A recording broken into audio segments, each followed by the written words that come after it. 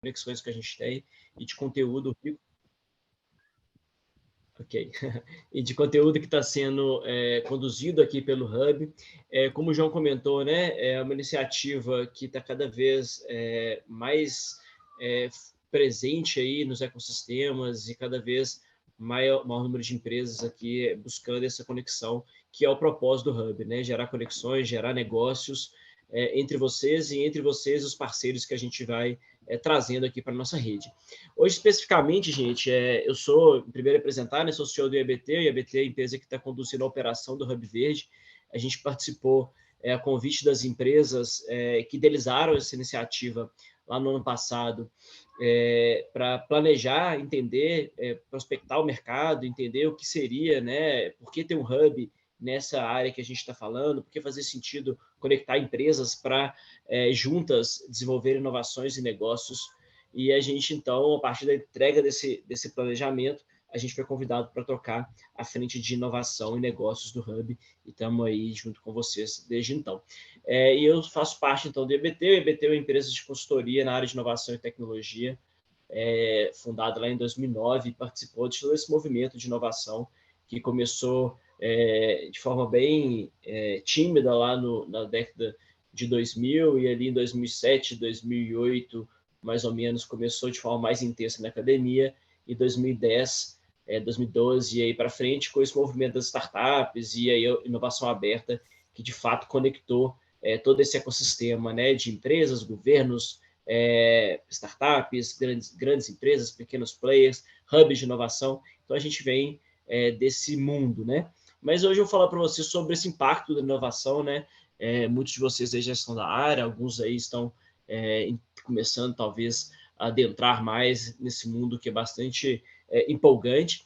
Eu vou falar um pouquinho para vocês sobre esse processo de inovação, sobre esse posicionamento de inovação, mas já dando de cara aqui, né, a mensagem que eu quero passar, que a inovação hoje não é mais vista como um diferencial competitivo, né? A inovação é vista hoje como uma obrigação, né? Ou você inova, ou em algum momento aí, obviamente cada mercado tem um time diferente, mas ou você inova, em algum momento você vai estar fora do mercado. Então a gente vem trazer essa urgência da inovação, de se posicionar, de buscar diferentes formas de inovar, e tendo a certeza, né, de que esses mercados vão ser disputados, todos eles, cada um no seu tempo, mas que isso de forma bastante agressiva até, né? E aí, gente, o que a gente vem falando, já apresentei, né, EBT aqui, só mais 2 slides bem rápidos. Há 13 anos a gente faz esse propósito, né, de transformar as organizações da sociedade, tendo inovação e tecnologia como motor dessa transformação.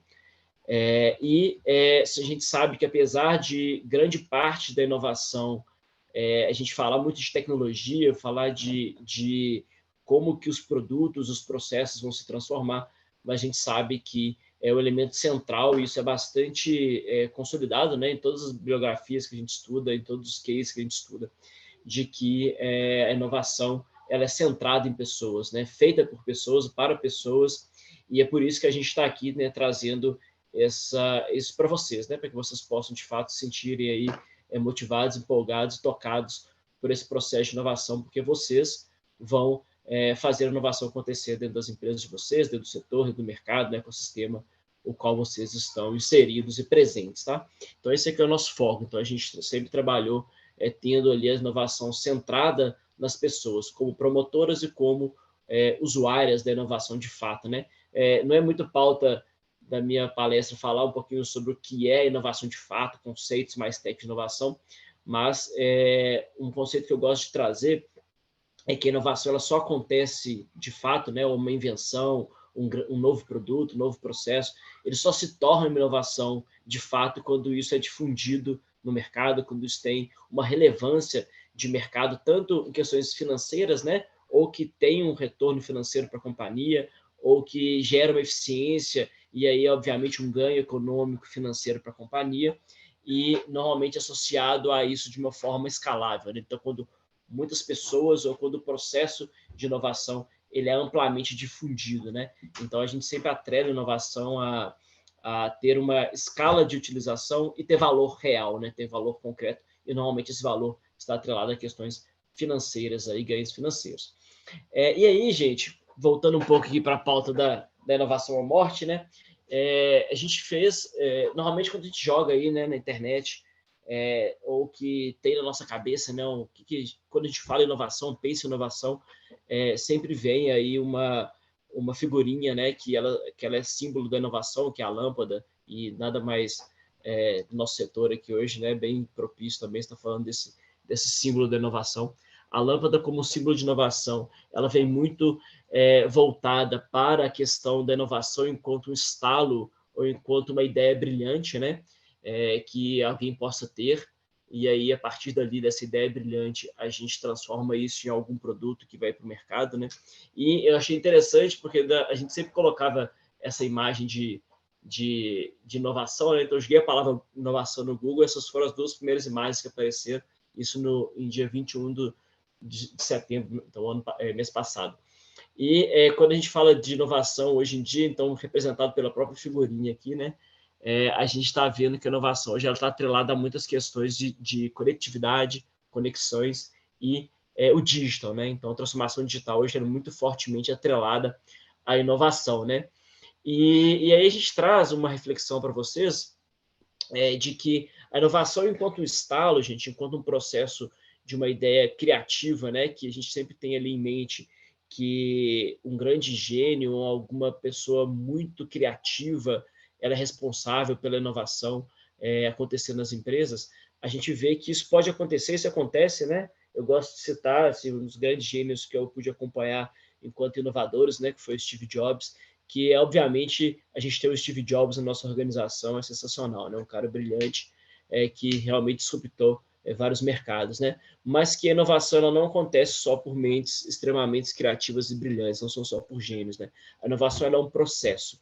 É um processo que tem que ser conduzido igual todos os outros processos dentro das empresas, né? Igual o processo de distribuição de energia, igual o processo de qualidade, igual o processo de contratação de uma empresa, de uma pessoa para sua empresa, né? Ela tem caminhos, ela tem métodos, ela precisa ser gerenciada, ela precisa ser mensurada e ela precisa ter ali dentro desse processo de inovação, ela precisa ter um caminho que cada empresa vai desenhar o seu caminho, mas isso é contínuo, né? Um processo contínuo. Então, a gente participa de vários programas de inovação, onde a empresa tem uma ansiedade, né? Na primeira vez que ela implementa um programa desse, nunca teve nada de inovação para envolver as pessoas, para envolver ali os funcionários, e aí ela quer no primeiro ciclo de inovação que tem uma ideia mirabolante que vai, de fato, mudar a realidade da empresa. Claro que pode acontecer, mas natural que isso não aconteça na primeira vez, né? Você vai dando mecanismos para que as pessoas sejam criativas, para que as pessoas coloquem as suas ideias em prática. Isso vai gerando uma cultura de inovação. Você vai interagindo com o ecossistema, vai interagindo com players externos à sua organização. E dali a pouco você vai ter, de fato, inovações disruptivas para o seu processo ou para o seu mercado, né? E eu gosto de falar também que a probabilidade de ter o Steve Jobs dentro da sua companhia é pequena, né? Mas se você se abre para o mercado, se conecta numa rede como o Hub Verde ou outras redes, está presente no ecossistema, chama as startups, chama outros players, às vezes até concorrentes para inovar com você, a chance de achar um Steve Jobs no ambiente aberto é muito maior, né? Então, é um outro parâmetro importante para que a gente possa ter em mente quando a gente fala de inovação. Inovação nem sempre ou hoje, né, em especial, a inovação não fica fechada nas quatro paredes aí das instituições, ela é uma inovação aberta. E aí, eu gosto de trazer uma outra reflexão, né, porque sempre que a gente fala de inovação, a gente tenta pensar em produtos ou processos ou empresas que, de fato, impactam, né, a sua vida ali, né, então, um exemplo que hoje já está bastante batido aí, mas que eu acho que foi talvez a grande disrupção da última década aí, que é o mercado financeiro, né, que foi bastante impactado por grandes inovações, e aí, a partir de um determinado momento, a gente tem todas as transações, tudo que você fazer, né, por exemplo, a gente foi dar uma palestra em Buenos Aires semana passada, na cidade interior de Minas aqui, e aí tem pedágio, e a gente foi para lá de carro, né, e aí, cara, ninguém na empresa tinha R$ 5 na carteira para poder me emprestar para pagar pedágio. E aí a gente foi procurar, a gente viu, não, o cara tinha R$ 20 na carteira lá e emprestou para a gente. Então, esse mercado foi altamente disruptado, que hoje a gente não usa, não tem mais, não é comum, né? Isso foi uma amostra grande, devia ter umas 30 pessoas na empresa. Não é comum mais você ter dinheiro na carteira, ou ir ao banco, né? Então, não lembro a última vez que eu fui ao banco, nem para sacar dinheiro a gente vai ao banco mais, né? Então, isso foi a grande disrupção do mercado. E agora para frente, né, a gente vê outros mercados passando por esse momento de disrupção, né? Então, o mercado de saúde, o mercado de e-commerce e logística, que durante a pandemia foi a grande prova aí de necessidade de inovação e adaptação. Então, a gente vê, e obviamente, o mercado de energia como um todo passando por um momento de grande transformação. E aí eu faço sempre essa brincadeirinha, né? Como que a gente olha para quando a gente pensa em inovação, o que a gente pensa, né? E aqui eu fiz sempre que eu faço essa pergunta, essas 5 empresas aqui, de alguma forma, elas aparecem, né? Então, inovação está sempre atrelado de alguma forma, né? A esses produtos digitais, a esses produtos que, de forma bastante escalável, ali, tirando talvez a Tesla, né? Mas que de forma escalável consegue impactar a vida das pessoas e, de fato, mudar ali a maneira como a gente interage, como as pessoas, como a sociedade se organiza, como a sociedade se interage, como que a gente anseia aí por produtos que vão nos impactar, né? Então, isso aqui é uma pesquisa que foi divulgada ano passado, né, em relação ao mundo, só essas 5 primeiras empresas aqui foram consideradas as empresas mais inovadoras do mundo. E aqui as empresas mais inovadoras do Brasil, segundo um ranking aí liberado desse ano da PwC. Então, você vê que, de fato, tirando no Brasil, a gente tem algumas empresas que não são pautadas exclusivamente em tecnologias digitais, né? Mas que, de alguma forma, são empresas que estão, todas elas, né, tendo ali essa transformação acontecendo dentro dessas organizações, tá? E aí, gente, eu volto aqui para a questão, né, que é central da minha fala hoje, que os mercados estão todos sofrendo, né, uma transformação muito intensa. Eu vou falar um pouquinho mais sobre isso, por que isso está acontecendo, né, de forma tão intensa e cada vez mais vai ser mais intenso. E a pergunta não é se o nosso mercado, independente do mercado que a gente está atuando, se ele vai sofrer essa ruptura, né? A pergunta é sempre quando, né? Quando que vai ser a vez do mercado que nós estamos inseridos, né?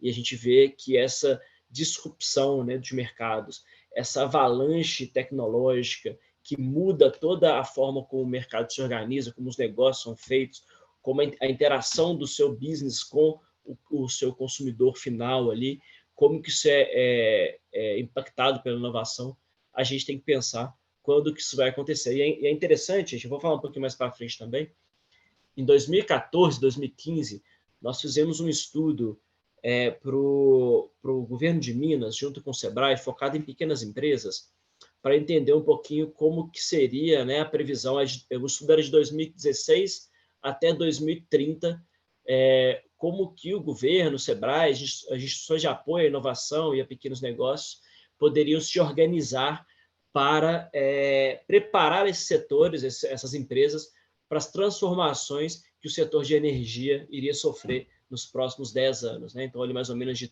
13 anos, né? De 16, 17 a 2030. E é interessante, eu estava resgatando esse estudo recente, né, para a nossa conversa aqui, e é interessante que lá atrás a gente falava muito sobre uma grande transformação que a gente estaria passando a partir de 2021. Então, foi escolhido pelos especialistas que a gente chamou para conversar como um marco para se ter bastante atenção, que seria de 2021, 2022 no setor. E a gente está aqui hoje, né, com as empresas se conectando para que a gente possa, de fato, aproveitar e trazer mais competitividade para o setor junto com vocês, né?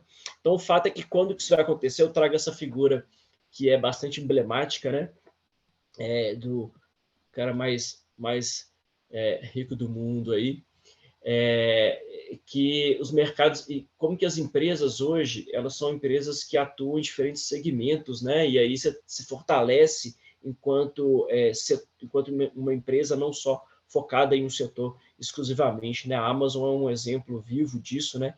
Como que tem um dado, não vou saber exatamente o percentual, né? Mas a Amazon é mais ou menos ali em torno de 70% de todo o comércio de internet feito nos Estados Unidos ele já tem ali, passa por dentro da plataforma Amazon, e isso traz uma força muito grande, mas não só nisso, né?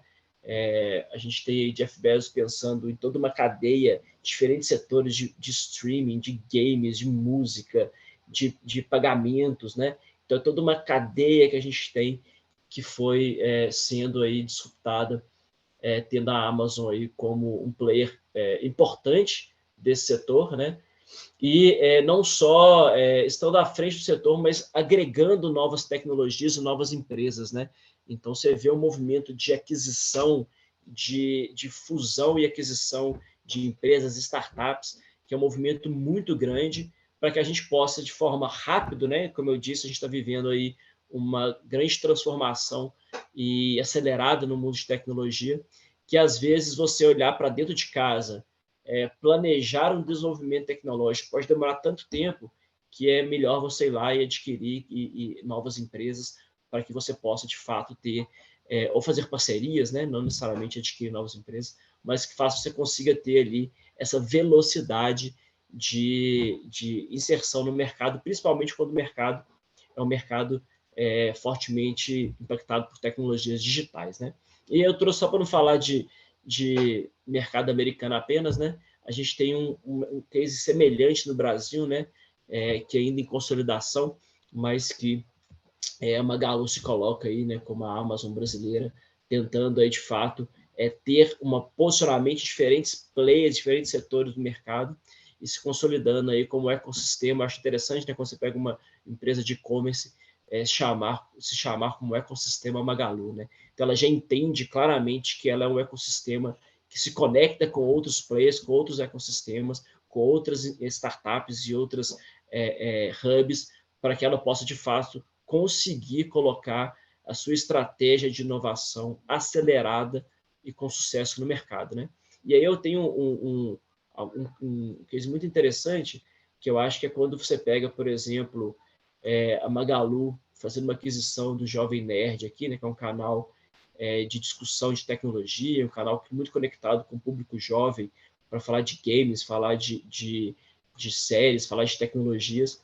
E a Magalu vai lá e faz uma aquisição de canal como esse, né? E a gente pergunta, cara, o que tem a ver isso, né? Para que ela está fazendo isso?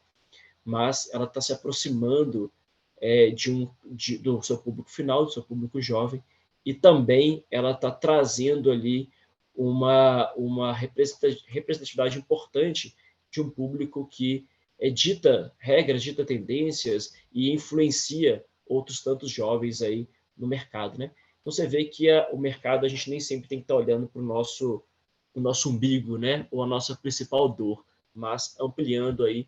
E eu acho que quando a gente tem um posicionamento como o que a gente está buscando, né? No Hub Verde, se conectar com diferentes agentes. O Hub Verde nasceu, né? Com o objetivo de ser um hub nacional, e aí a gente começa a se conectar com diferentes players numa cadeia de energia nacional, a gente vê como que isso traz conhecimento e velocidade para as estratégias de inovação das empresas, né? Então isso aqui é um case interessante aqui brasileiro. Mas e antes, né? Eu sempre falei desde o primeiro slide lá que hoje a transformação digital e a inovação estão muito próximas, né? Porque as tecnologias digitais, tanto para produtos quanto para processos internos dentro das empresas, a grande oportunidade, mas também a grande ameaça para quem não tem a velocidade de levar as tecnologias digitais para dentro de seus processos, para dentro de seus produtos e para suas relações aí dentro das empresas, né? Então, esse é um estudo feito pelo MIT em 2020, falando que 9 em cada 10 CEOs entrevistados, acho que na época foram 240 CEOs de grandes empresas, as maiores empresas do mundo, afirmando que seus negócios certamente serão ameaçados aí por essas tecnologias digitais, né? Então, aqui talvez um pouco chovendo molhado aqui com vocês, mas eu acho importante enfatizar esse nosso olhar para o potencial e a necessidade, né, da gente estar nos digitalizando também, tá? Não é à toa, tá, gente, que eu vou trazer uma figurinha aqui do próprio Verde Hub, que a gente foi selecionado, né, como estratégia de inovação, de conexão, de atração de empresas para que a gente possa, de fato, estar gerando novos negócios, novos produtos, novos processos inovadores. A gente traz aqui, né, a diversificação energética, descentralização, descarbonização, digitalização como processo importante nesse movimento, nessa disrupção que o mercado está passando, e eficiência energética. Então, são os 5 temas que o Hub hoje se propõe a trabalhar. Foi onde a gente entendeu, junto com os especialistas, junto com as empresas que construíram essa concepção inicial do que seria o Hub, de onde o mercado estaria aí de forma significativa, sofrendo alterações e gerando oportunidades de inovação e de novos negócios, né? E a gente tem aqui também alguns setores aqui dentro do setor de energia, né? Ou áreas aqui, como geração de energia verde, tecnologia de armazenamento, smart grid e mobilidade elétrica, como outros 4 temas que de forma transversal se assemelha com essas inovações ou disrupções que o mercado está sofrendo. E eu trouxe esse exemplo, é muito rapidinho, não quero gastar, depois eu posso até enviar isso aí para vocês.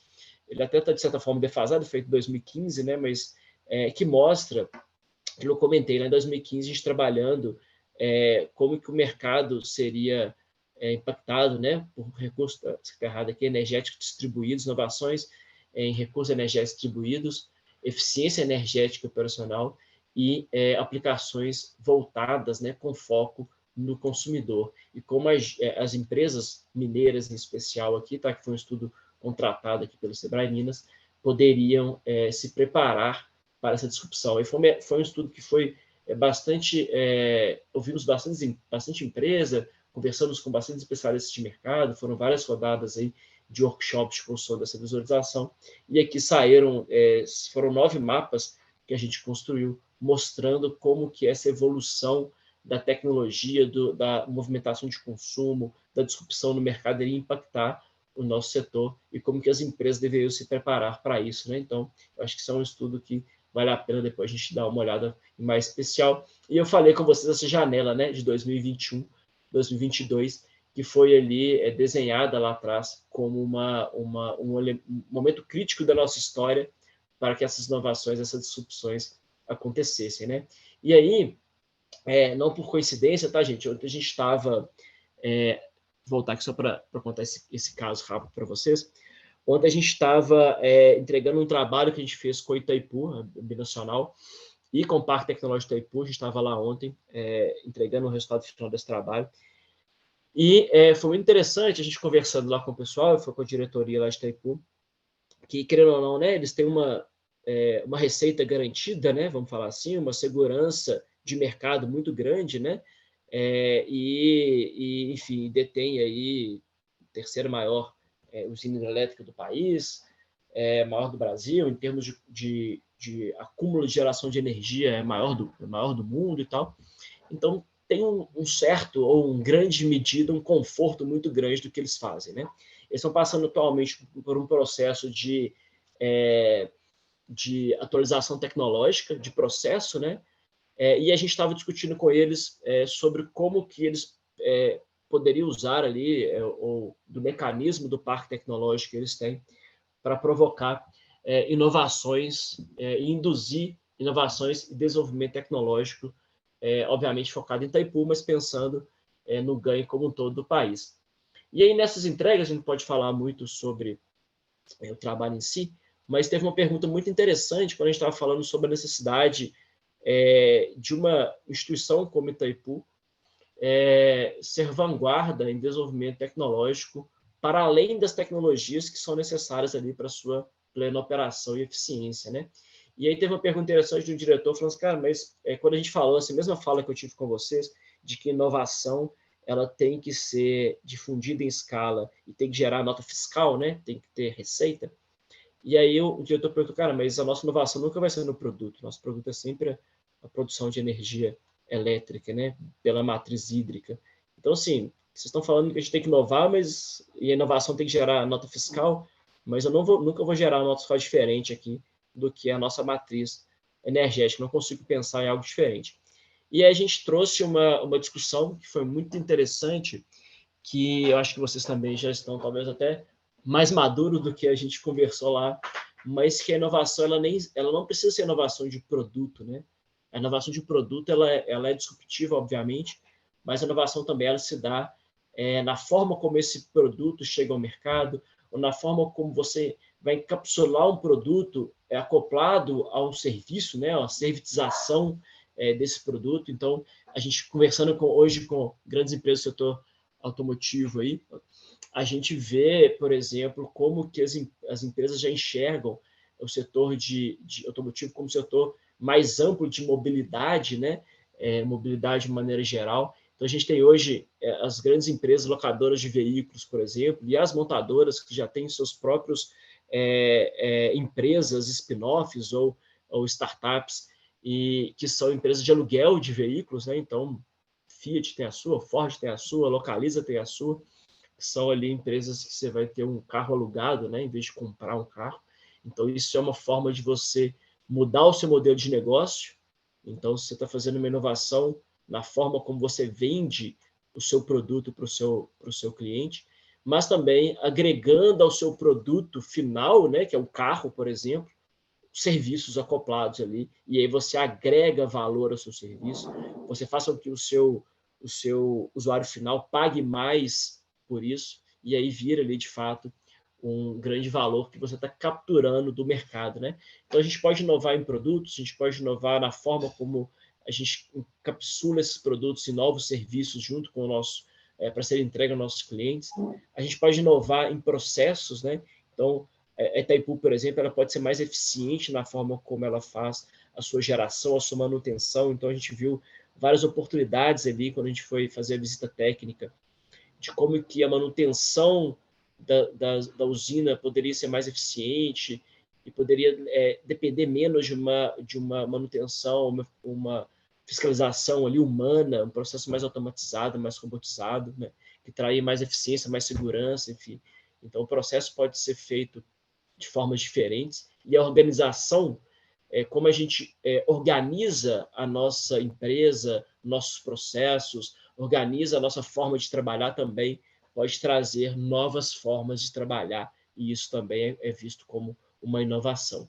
Modelo de negócio, né, gente? Como que a gente gera, entrega valor e captura valor de uma forma diferente, né, do mercado. Então, isso também é uma forma de inovar, e aí eu vou trazer, de novo, né, chovendo talvez um pouco no molhado com vocês, mas Uber, por exemplo, é um grande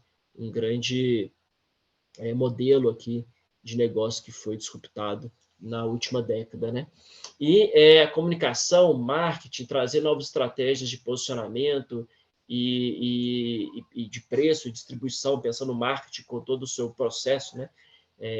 De precificação, distribuição, de comercialização, de promoção, né? Tudo isso também são formas de se buscar inovar dentro de uma empresa, né? Reposicionar, pensar em novos mercados, pensar em agregar novas, estar presente em diferentes elos da cadeia de valor ao qual vocês estão inseridos, né? Tudo isso são formas de a gente trazer a inovação para dentro do nosso negócio, né? E aí, voltando um pouquinho na questão do tsunami, né? Eu gosto muito dessa fala. Essa fala nem é minha, tá, gente? Eu aprendi isso numa palestra que eu tive com um diretor de transformação digital da GE Global em 2017, 18, né? E foi muito interessante. Isso foi uma visão que mudou muito a forma como eu passei a enxergar a inovação nas organizações, né? E aí, obviamente, o digital ele vem fortemente impactar nessa visão, né? Que a gente, enquanto organizações, enquanto ser humano, enquanto instituições, enquanto governo, enquanto ecossistemas, de uma maneira geral, a gente está vivendo um constante tsunami de transformações e de tecnologias, né? Então, antes, um novo produto, um novo processo era inserido no mercado e demorava-se bastante tempo para que isso fosse difundido e, de fato, impactasse a sua empresa ou impactasse a sua vida, né? E aí, hoje, com as tecnologias digitais em especial, mas também com as mesmas tecnologias que são hard, são tecnologias de produtos em si, a gente tem uma disseminação muito rápida dessa tecnologia chegando em diferentes players, diferentes cadeias e diferentes mercados, né? Isso faz com que a gente esteja sempre atento, né? Ou a gente está sempre atento, preparado para surfar nessa onda de transformação em que estamos vivendo, ou a gente vai ser engolido por ela, né? Então, a gente não tem tempo mais de... Isso gera uma ansiedade, né, obviamente, organizacional muito grande, de se posicionar, de se conectar, de obter informações, mas internalizar essa informação e processar e levar novos produtos, novos processos e movimentar o nosso time para que a gente sempre esteja atualizado em termos de tecnologia e produtos, e faz com que a gente esteja com um alerta sempre muito ligado, né? A gente não tem descanso, vamos falar assim, né? Porque as tecnologias estão se transformando e chegando e sendo difundidas cada vez mais rápido, né? E a gente tem que estar preparado, enquanto organizações, para surfar essa onda. E é qualquer setor, tá, gente? Eu falo isso, esse mesmo slide aqui, essa mesma mensagem, para o pequeno empresário que a gente atende, para as grandes empresas, para as universidades, todos os setores, eles estão, em algum momento aí, vão passar por essa transformação radical, né? E em mercados onde a transformação ela vem pela digitalização de processos, ela vem pela digitalização dos produtos, isso ainda é mais veloz ainda, tá? Então, eu trouxe um exemplo disso, tá? Que mostra, exemplifica aqui, ilustra o que é esse tsunami que eu estou falando, né? Isso aqui, para vocês entenderem, é o percentual de adoção de tecnologias, né, por famílias nos Estados Unidos, tá? Então, século passado até os tempos atuais, né? E aqui do lado é o percentual de adoção desses produtos ou tecnologias aqui por essas famílias. Então, eu vou simplificar o gráfico, tá? Que é um gráfico bastante confuso aqui. Eu vou escolher 3 curvas aqui, só para vocês entenderem o que é esse tsunami que eu estou falando, né? Então, quando a gente fala aqui, essa linha verdinha é a linha do telefone desenvolvido ali pelos anos de 1900, e ele gastou mais ou menos 60 anos para que 80% da população americana tivesse acesso a esse produto na sua casa. Isso faz com que as empresas de telégrafo ou as empresas que passaram a utilizar esse meio de comunicação ou as famílias pudessem, né, tivesse aí em torno de 60 anos para se adaptar a esse novo produto, nova tecnologia. Então, é uma vida, né? 60 anos é uma vida, as empresas poderiam ali de forma tímida testar, pensar em novos produtos, absorver ali, fazer um teste com esse telefone, e aí depois ela passaria ali, não deu certo, vamos absorver isso, vamos aprender com isso. Então, eu teria ali em torno de 60 anos para que isso de fato impactasse a grande maioria da população americana. Então, quando a gente aproxima dos tempos atuais, né, das tecnologias que foram inseridas no mercado mais atualmente, né, a gente vê que, e aqui é a figura do tsunami, tá? Então, isso aqui é uma marolinha, né, que a gente vai na praia lá e de uma forma bem tranquila a gente vai lá no mar de Maragogi, que nem tem onda, a gente vai adaptando e vai surfando aquelas ondinhas, mas hoje a gente tem uma onda gigantesca, né?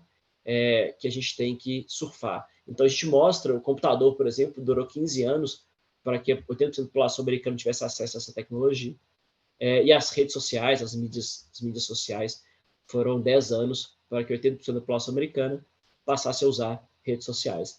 Então você vê que uma empresa que não estava inserida nesse mundo digital, nesse mundo das redes sociais, fazendo marketing digital, né? Tinha ali o seu marketing como tradicional, na rua, enfim, panfletagens, outdoor, televisão, etc.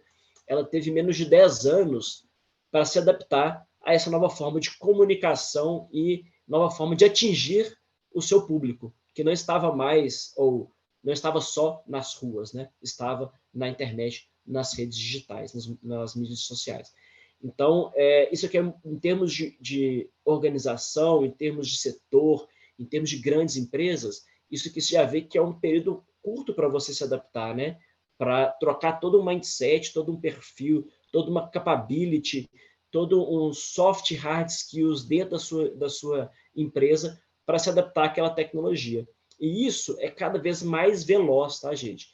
Então, tem um gráfico mais para frente que eu vou trazer que mostra por que essas tecnologias elas estão cada vez chegando e sendo difundidas mais rápido, né? que é a lei de Moore, né, que mostra aí que o crescimento e processamento e esse crescimento e difusão tecnológica, ele cresce exponencialmente no mundo, né? Então, mas eu vou passar rapidamente, não quero me ater muito a esse gráfico, esses próximos slides, até porque nosso tempo aqui está chegando ao fim aqui já, queria um tempo para a gente conversar, mas mostra que as grandes eras de transformação e inovação nos setores fabris, enfim, no mundo afora, né?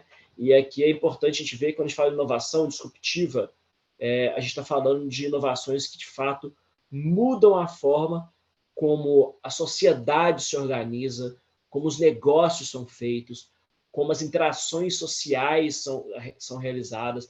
Então, vou pegar a era da internet, né, que mostra claramente como mudou toda a forma como o mundo se organizou e como os negócios passaram a ser feitos, como as famílias passaram a interagir a partir da internet. Então, um deles foi na década de 1760, 1800, da produção artesanal, produção industrial. Uma segunda era que a gente teve forte, né, foi o aumento da escala de produção, com a linha de montagem, né, e produção em massa, que barateou os produtos e causou uma grande disrupção, né, que as pessoas passaram a ter acesso a produtos que antes não tinham. A produção automatizada, que veio no final da década do século passado, né, robotização, a era dos computadores chegando à indústria e a partir dos meios eletrônicos, a era da TI, a revolução da internet, tudo isso mudou a forma como a gente passou a produzir bens de consumo e, obviamente, impactou a forma como a sociedade se organizou. E, mais recentemente, os dias atuais, isso é muito interessante, gente, porque os especialistas falam, né, que talvez é a primeira vez que a gente tem uma clareza muito grande da transformação de era em que estamos vivendo. Então, é muito fácil a gente, depois que passou uma grande transformação de inovação, olhar para trás e contar aquela história. Mas hoje, a gente tem uma clareza muito grande que a gente está vivendo uma era de disrupção causada pela digitalização, que é a revolução digital, a mundo 4.0, internet das coisas, big data, data analytics, inteligência artificial, tudo isso, né, a gente tem hoje uma clareza enquanto setor, enquanto instituições de pesquisa, enquanto estratégias de governo, de que nós estamos vivendo uma transformação de era. E a gente tem consciência disso, estamos, de fato, então, podendo usufruir dessas oportunidades e desses desafios que são impostos aí para as grandes empresas e para a sociedade como um todo, né? Então, e por que isso, né, gente? Voltando aqui na questão da evolução exponencial, que eu falei que é um gráfico interessante, a gente tem hoje a evolução da internet, a evolução do processamento de dados, a evolução do mundo digital, né? Ele se dá de forma exponencial. Vocês já ouviram falar da lei de Moore, né? Mas que mostra que o desenvolvimento tecnológico ele cresce, ele evolui seguindo esse gráfico aqui laranjinha, né? De uma forma exponencial. Só que os nossos negócios, em geral, eles não crescem de forma exponencial, né? Então, você vai ter ali seu negócio, por mais que você cresça de forma acelerada, vai crescer 20%, 50%, vai dobrar de tamanho durante 3, 4 anos, mas pensando numa vida longa do seu negócio, você não cresce de forma exponencial o seu negócio de maneira geral. Tá? A gente vai ter algumas empresas, obviamente, que são outliers, startups, se caracterizam por ter crescimentos acelerados em curto espaço de tempo ali, por isso é um fenômeno mundial, mas o fato aqui é que, de maneira geral, os negócios, as empresas, os setores, eles evoluem ali de uma forma mais linear e a tecnologia evolui de uma forma exponencial. Isso faz com que o valor que você está entregando para o seu cliente, no seu dia a dia, e o potencial de entrega de valor que a tecnologia te permitiria entregar ter uma diferença muito grande, que é esse gap entre a linha laranja e a linha roxa. Então, a linha roxa é o que os mercados, os negócios estão entregando de valor no seu dia a dia aí para o mercado, para as empresas, para a sociedade. E o laranjinha é o potencial que a gente teria de entrega de valor por meio da tecnologia. Então, as empresas que conseguem, de fato, entender esse potencial, esse gap, se posicionar e capturar esse valor, são as empresas que estão causando a disrupção no mercado. Então, vou pegar alguns exemplos, tá, gente? Que são batidos aí, mas que exemplificam muito isso, tá? Uber. A uberização, né? O Uber em si, aconteceu isso, né? O mercado ali de táxi, enfim, de transporte crescendo de uma forma linear, né, sem grandes movimentações, mas a tecnologia permitindo entregar um valor que o setor não entregava. O que a Uber fez? Capturou esse valor por meio da tecnologia e entregou esse valor, e mudou a forma como o mercado se organiza em termos de mobilidade, em termos de transporte, enfim. Outro exemplo batido também, gente, Netflix, os serviços de streaming, né? A televisão, o entretenimento, locação de veículos, de filmes, se eu voltar mais atrás aí, sofreu grandes alterações, mas que o mercado evoluía ali de forma linear, o entretenimento, a forma de consumir filmes, consumir conteúdo de televisão, não tinha grandes movimentações, só que a tecnologia te permitia entregar um valor diferente. Netflix foi lá, por meio da tecnologia, capturou esse valor, né, entregou de fato uma solução que capturou esse valor que estava no mercado e causou uma disrupção no mercado de entretenimento, né? E aí a gente pode trazer exemplos aí em diferentes setores, diferentes mercados, né?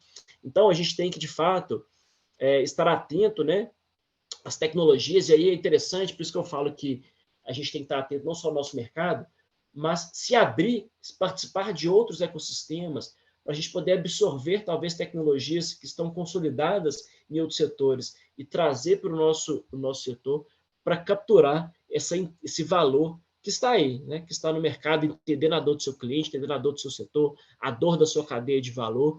Talvez a tecnologia consiga, de fato, capturar esse valor.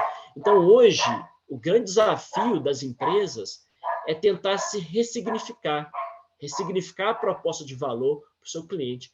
Talvez, igual as grandes empresas do setor automotivo estão passando hoje, a grande história de valor não vai ser mais o carro, o automóvel, vai ser o serviço de mobilidade, né? Então, vocês também, talvez ali o grande significado que a gente vai ter, talvez não seja ali entregar o produto que vocês entregam hoje, mas como que a gente captura um novo valor, tendo o seu produto, obviamente, seu serviço, como um elemento que compõe aquela entrega, mas ressignificar, entender essa dor do mercado.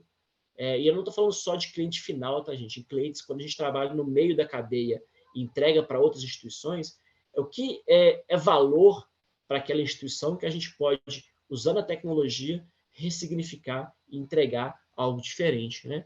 Então, fica uma provocação, né? As nossas empresas estão entregando, de fato, o grande potencial que o mercado pode e quer absorver e enxerga como valor. E aí eu vou caminhar para o fim aqui, tá, João? Com algumas reflexões muito rápidas, tá? Vai ser uns 4, 5 slides aqui, mas muito rápidos. Quando a gente fala de disrupção tecnológica, disrupção de inovação, eu faço uma alusão aqui, né? Eu acho que todos aqui devem ser da minha idade aqui, que conhece, né, o Oli aqui. O João acho que não conhece isso, não, nem a Jess, mas o restante acho que conhece. São muito novos, João. Mas aqui a gente está falando de uma alusão que eu faço, uma brincadeirinha que eu faço aqui, é que a disrupção, a inovação disruptiva, ela acontece quando a gente consegue, né, olhar para onde todo mundo está vendo, todo mundo olha aquele problema, todo mundo sabia que o serviço prestado por táxi era ruim, que não atendia, todo mundo sabia. Né? Todo mundo sabia que o serviço prestado por uma locadora de filmes, ou eu ter que sentar na frente da TV Globo para ver o filme que eu quero ver, na hora que ela manda eu ver, e parando para ver propaganda, todo mundo sabe que isso é péssimo, que isso é horrível. Todo mundo estava olhando para aquele problema e falou assim, cara, tá bom, e aí? Todo mundo olhando para o mesmo lado, tá todo mundo olhando a mesma coisa. Mas alguém enxergou algo diferente, que ninguém conseguiu ver. E na hora que você consegue olhar para o mesmo lugar que está todo mundo olhando e enxerga algo diferente, você tem aí um grande potencial de disrupção, de inovação do seu setor. E a brincadeirinha aqui que eu faço é todo mundo olhando para esse quadro, né? Mas talvez ninguém ainda viu onde está o Oli, né? Então eu costumo perguntar aí, mas o tempo tá, eu deixo o pessoal ficar brincando aí de achar o óleo, mas eu vou contar para vocês aqui, para não perdermos tempo aqui, né? Mas o óleo está aqui em cima. Então tá todo mundo vendo para esse quadrinho aí, talvez quem tiver achado o óleo aí vai se sentir, então, com um potencial disruptivo e inovador muito grande, né? Mas a ideia é que tá todo mundo aqui olhando para esse problema, mas poucas pessoas estão conseguindo enxergar o que ninguém vê, tá? E aí, trazendo meus slides finais aqui, tá, gente? Pensar que a luz elétrica, né? Ela não veio da melhoria contínua da vela. Não foi alguém que ficou olhando para a vela ali, olhando para aquele fogo queimando, olhando para aquela cera derretendo e falou, cara, como que eu faço uma vela melhor? Como que eu faço uma vela mais eficiente? Como que eu faço uma vela que vai durar mais? Não foi assim que surgiu a luz elétrica. O mercado, quando a gente vai falar sobre novos produtos, eles às vezes, né, ou muitas vezes, ele é pouco receptivo aos novos produtos. Tem muitas pessoas que são céticas aos novos produtos porque nós não estamos preparados, enquanto ser humano, para a mudança, né? A gente não está preparado para a mudança, incomoda, a mudança tira a gente da zona de conforto, né?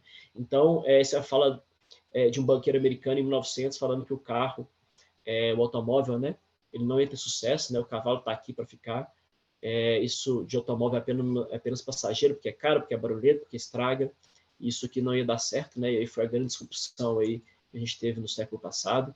O caso da Kodak também já é bastante batido, né? Que a Kodak tinha a tecnologia para investir em câmeras digitais, mas ela foi com medo de canibalizar o seu próprio negócio, que era o filme. Kodak ganhava dinheiro vendendo filme, mas tinha tecnologia digital. Mas quando o mercado migrou-se para o mercado de câmera digital, a Kodak estava já ultrapassada, apesar de ter espaço dentro do seu negócio, do seu business, conhecimento para desenvolver as câmeras digitais. Blockbuster, já falei, né, do Netflix. Isso aqui é legal também, né, que os britânicos olhando para o telefone lá em 1900, falando que a Reino Unido não precisa de telefone, porque a gente tem muitos garotos mensageiros aí que fazem a comunicação muito bem, eficiente, etc. E o telefone é barulhento, o telefone faz chia, o telefone estraga, não consigo ouvir nada. Então, a gente tem, de fato, pessoas que olharam para o mesmo problema e pensaram de forma diferente, e a televisão também é o mesmo caso, né? O mercado de cinema achou que nunca seria impactado aí pela televisão, porque achava que as pessoas não conseguiriam ficar olhando para uma tela quadrada dentro de casa, né? E para fechar, gente, esse é o meu último slide aqui. Eu falei com vocês lá atrás que a inovação é um processo. A inovação, você não vai acertar de primeira. Você não vai ter um grande produto disruptivo que vai mudar o seu mercado de primeira, ou que vai causar um impacto significativo para a sua organização, para a sua receita, para a sua diminuição de custo, para o aumento de eficiência, de primeira, né? A inovação é um processo. A gente tem que dar abertura para as pessoas pensarem, criarem, errarem, inovarem, errarem, tentarem de novo, errarem de novo, e alguma hora isso vai dar certo. Nós temos que estar preparados para isso, né? Obviamente, a gente pode ter os processos, nos ajuda a diminuir riscos, a gente pode captar recursos externos, eu posso ter parcerias, eu posso chamar startups que vão nos ajudar ali a diminuir um pouco os riscos desse processo de inovação, mas a inovação ela parte do pressuposto que ela é contínua, que ela é rotina, que ela acontece ao longo do tempo, e a gente tem que estar preparados, a gente tem que aceitar que nesse caminho nós vamos errar várias vezes até a gente ter uma grande inovação que cause, de fato, impacto no negócio. Obviamente, o modelo de startups, o modelo de inovação hoje é rápido, né? Já que tem que errar, vamos testar rápido, vamos errar rápido. Isso aqui, não sei se já viram, né? Mas é um cemitério da Google, né? Então, você pode entrar nesse site, de cemetery.com, que a Google coloca, ela exalta, ela mostra para o mercado, ela mostra para os seus funcionários todas as falhas que ela já teve em termos de produtos. Então, existe um cemitério Google. Não sei se alguns de vocês aqui pode ter usado, por exemplo, Google Halo ou Google Plus, que deu errado. Tudo bem, deu errado, mas ela acertou várias vezes. Nesse processo de errar, ela é hoje aí considerada as maiores empresas do mundo e uma das empresas mais inovadoras do mundo, né? Então, errar nas organizações nesse processo de inovação não é um problema crítico. Faz parte do processo. E eu tirei o último slide, mas o último slide mostra que nós estamos vivendo uma maratona, né, gente? Cara, as empresas estão todas querendo inovar, estão todas correndo, estão todas tentando fazer diferente, tentando inovar, e, obviamente, nessa maratona, comparando a maratona real, né? Pensa numa maratona aí, eu tenho uma fala do professor Raoni, que é um parceirão nosso, que fala que esse processo que é a maratona que as empresas estão buscando inovar, a gente tem ali, ao longo do caminho, 3 copos que você pode pegar para beber água, para caminhar. Então, você tem que chegar à frente, você tem que pegar aquele copo, tem que beber, e você tem que fazer ali um processo de continuidade da sua maratona, para você não morrer no início, mas também para você não beber o copo ao longo do caminho. Né? Então, você tem que inovar pouco, mas que você vai, de fato, chegar ao final dessa corrida, sendo talvez aí as grandes empresas inovadoras do setor, do nosso setor. Tá bom? João, falei demais, cara. Eu sempre falo demais de ter me cortado há pelo menos uns 15 minutos atrás para abrir espaço para conversas, mas espero que tenha sido bastante, enfim, elucidativo, transformador aí, que a gente possa, por meio do Hub, colocar em prática essas aprendizados de inovação que eu quis trazer para vocês, tá, gente? Obrigadão. Obrigadão mesmo. Boa, PV, Estou valeu. aberto, quem quiser perguntar, quem quiser comentar, ou, como diz um professor que eu tive também, a gente nunca pode colocar a fome das pessoas na frente do nosso ego, né? Então, quem quiser também, fique à vontade, tá, gente? Boa, PV. Ó, aproveitando aqui, primeiro te agradecer aí pelo papo.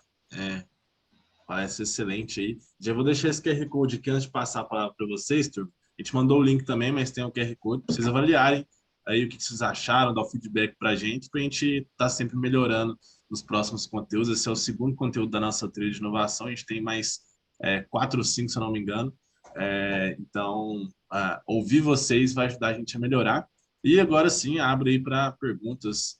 Enfim, quiserem abrir o microfone, mandar no chat, tá com vocês. Algum comentário, não necessariamente pergunta, né?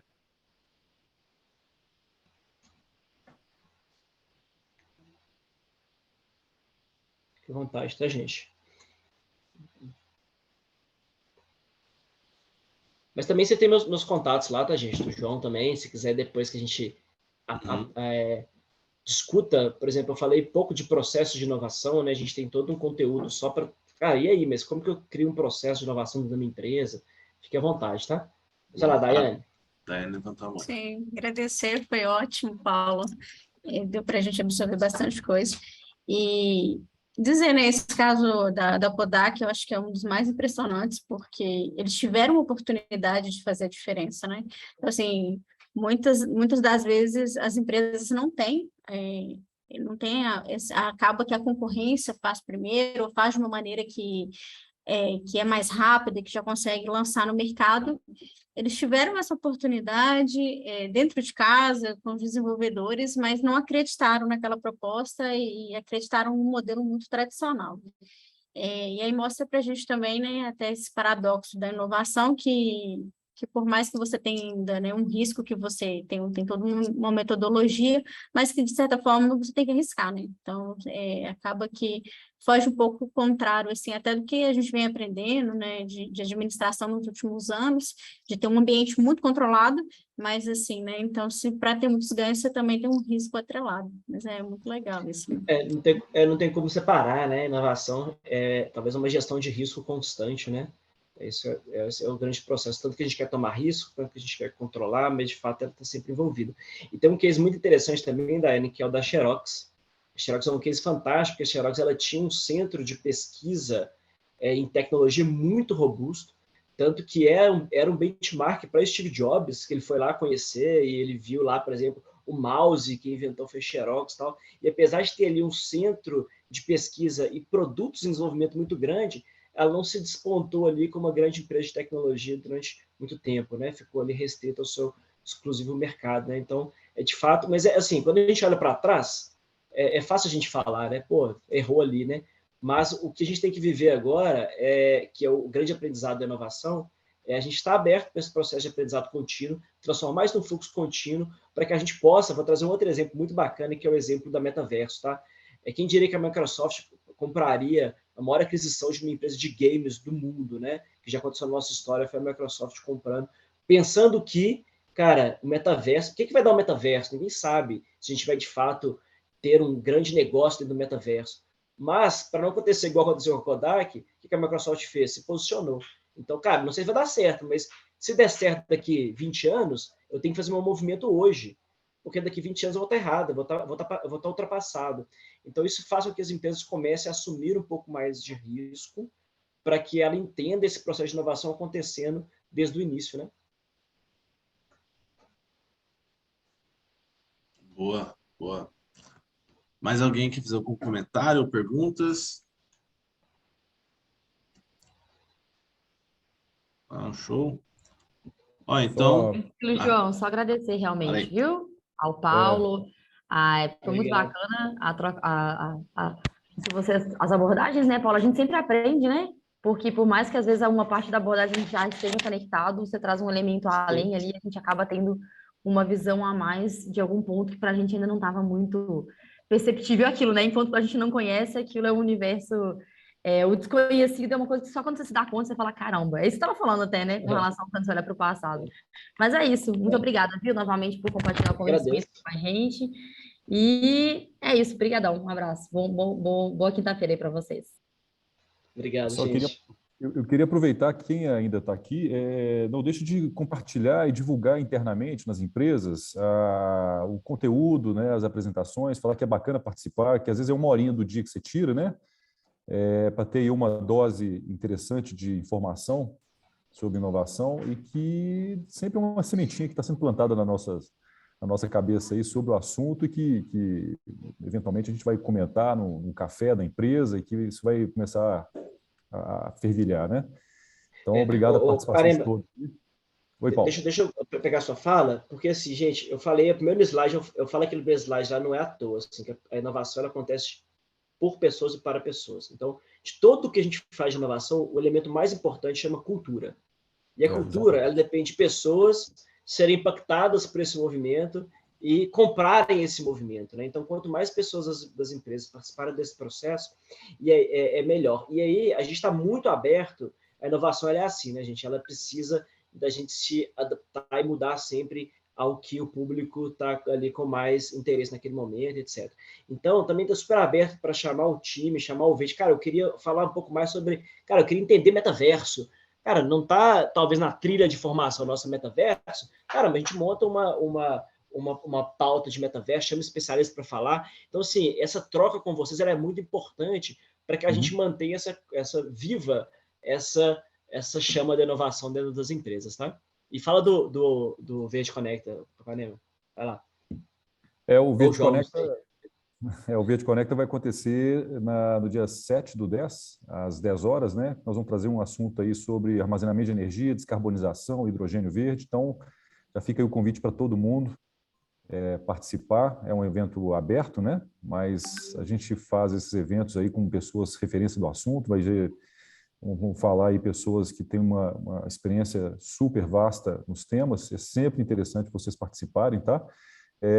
Mesmo que a Clamper atue na área de sistemas de proteção, e a gente vai tratar de hidrogênio verde, né? E baterias e descarbonização. Poxa, parece que não tem muito a ver, mas tem tudo a ver, né?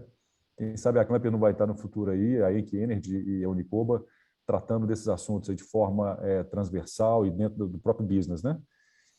E é isso aí. Ok, gente? Muito obrigado. Boa. Obrigado, gente. A Karina perguntou aqui, né? Se pode enviar o link do canal do YouTube. Eu vou mandar para vocês essa comunicação que vai para todos vocês, tá? A gente vai mandar certinho, enfim, o link para acesso e tudo mais.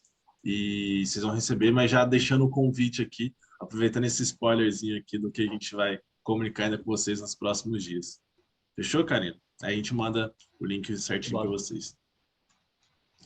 Fechou, pessoal? Tchau, obrigadão. Tchau, gente. Obrigadão, viu?